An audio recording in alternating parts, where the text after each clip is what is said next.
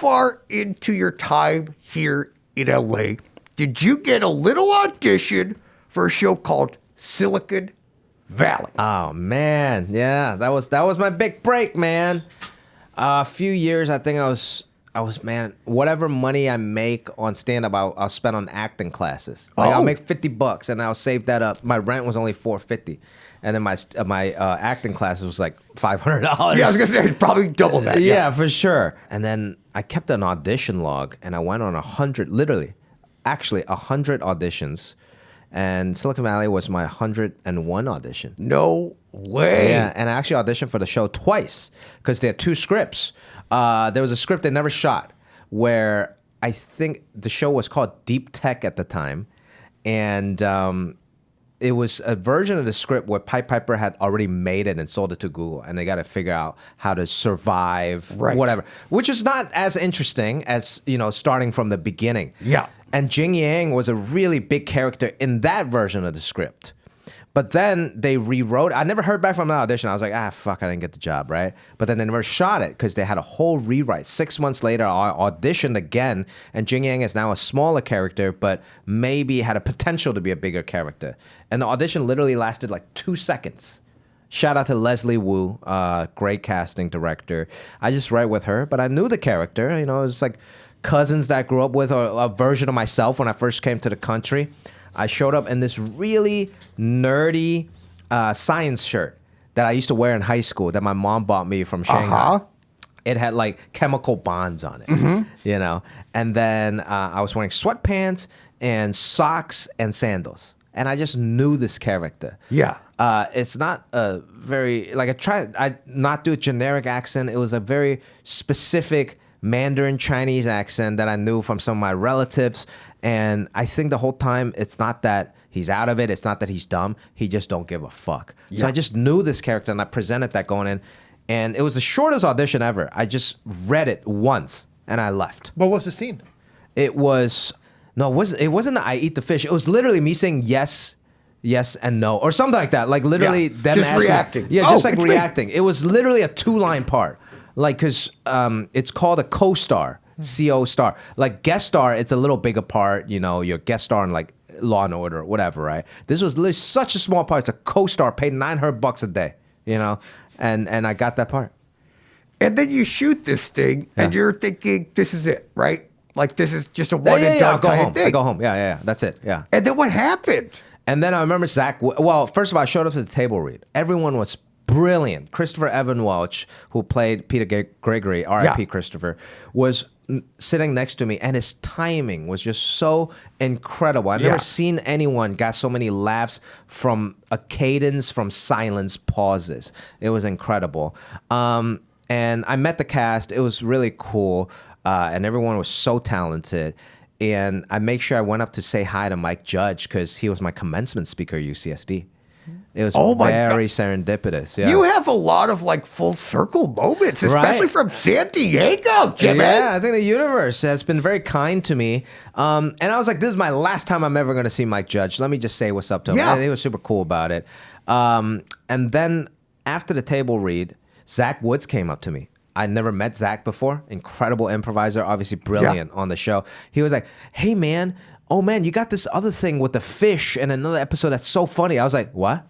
I'm in another episode, And I went home and called my agent. I was like, dude, I think there's a recurring part. I think I'm in another episode talking about some fish stuff. Yeah. And they haven't sent me any of their scripts. And a couple of weeks later, they called me back, and I was in another episode. And it turns out I said 2 lines in 3 episodes total in the first season.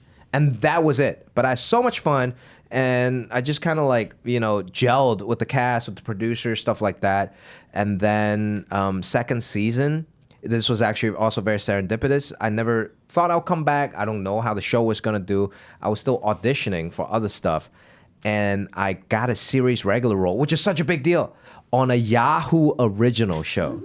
Oh, yeah. Yeah, and nobody knows about Yahoo. I think had 2 shows. They were trying to get into the content game. So it was a space show. I forgot what it's called. And then it was this show called Sin City Saints. It was about a Las Vegas expansion basketball team, which is actually happening. Oh. Yeah. Okay. Yeah. Maybe you could have been lowball Jim for this one. Maybe I could have been lowball Jim. I got the part, you know? And so then what? And I was like really excited about it. I was like, oh my God, I can finally pay rent as my first series regular. And then my agent was pretty smart at the time, was like, hey, let us call Silicon Valley because they just got nominated for a bunch of Emmys and stuff. They're going to come back a second season. Let's see if they want you on the show. Because if you're on the Yahoo show, they might not let you do the HBO show anymore. Okay. So I was like, oh man, this is hard because I'm finally getting paid. I don't know whatever, like little, much as a series regular, but I need that rent money, you know? And then we'll call Silicon Valley and they believed in me enough and they made me a series regular also. So I turned down the Yahoo show and became a series regular on Silicon Valley. I love that. So like, you kind of like pinned two things against. I'm gonna start doing that. Yeah, you should. This club that's calling me, I'm performing at this club, and they're like, "You didn't sell any tickets," you know, and I'll be like, "Well, I might go to this other club," you know, and then they'll be like, "Okay, well, Okay, well, you didn't sell any tickets, and yeah, I don't know if that will work. Yeah. You might have to lie. Yeah, I think that's what I gotta do. Yeah. I also gotta write some material. Start So there. I think that's so interesting. So all of a sudden you're a series regular. Yeah. On a show that is just getting nominated for Emmys. Crazy. I get to go to Emmys. It was awesome. Yeah, and so what is this kind of like journey like? Because at some point, Silicon Valley was like one of those rare comedies that like everyone was watching, and everyone was watching in real time. Like Yes. you had to wait. Yeah. It didn't just like all come out. You got Appointment to television. binge watch it. Yeah, and it was. It happened, I would say, like, it happened pretty fast and very slow. Like, I went from doing, like, not open mics, I was, like, a fairly decent comic by then, to, I went from that, like, doing 10 minutes, 15 minutes at the local clubs, to now I get to go to the Emmys after party, where Jennifer Aniston just walked Yes. by me, or Lady Gaga just walked by. I was like, Yeah. oh, my God, this is unbelievable. But at the same time, the character grew very slowly. It got bigger and bigger every season. And that gave me the opportunity to kind of learn about everything. I never went to like Juilliard or NYU acting school. Yeah. I just took acting classes. So that 6 years, 7 years on that show was basically like my acting class and master class, you know? So I got pretty lucky there. Yeah, and then also you get to do Space Force, Yeah, Crazy man, Rich that was amazing. Asians. Yeah. I mean, then you start really getting to show your range. Yeah, that was really cool, man. Like Space Force, I mean, it's Steve Carell, Greg Daniels. You know, like you don't get any better than that. I mean, Mike Judge, yeah, Greg Daniels. yeah. Those are probably in the comedy TV space two of the GOATs, and you just went back to back, Jimmy? Absolute goats. And they created King of the Hill together. Dude, Isn't that crazy? oh my God. It's wild, man. You did that.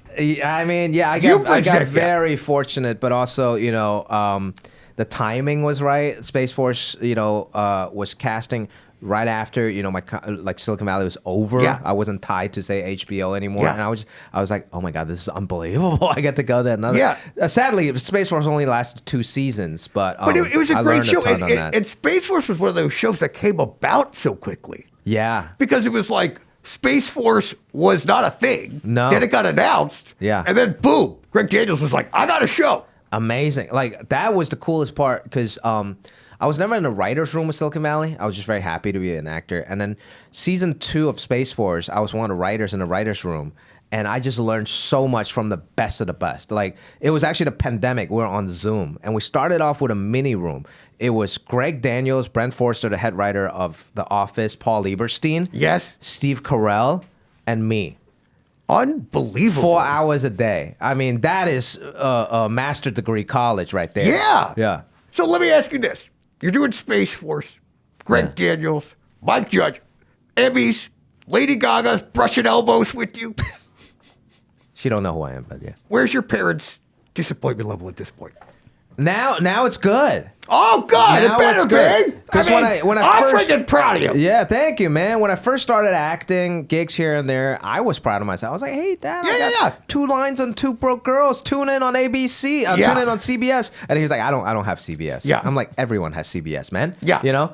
But it's even Silicon Valley first season, I was driving Uber after I got those $900 paychecks, you know? But then when I became a series regular, my dad was like, okay, I don't have to worry because now it's a contract with a corporation. he understood that. Oh, HBO. I know HBO is a company. Uh-huh. Oh, it's Warner Brothers. Okay, you got a contract. You can pay rent. We're good.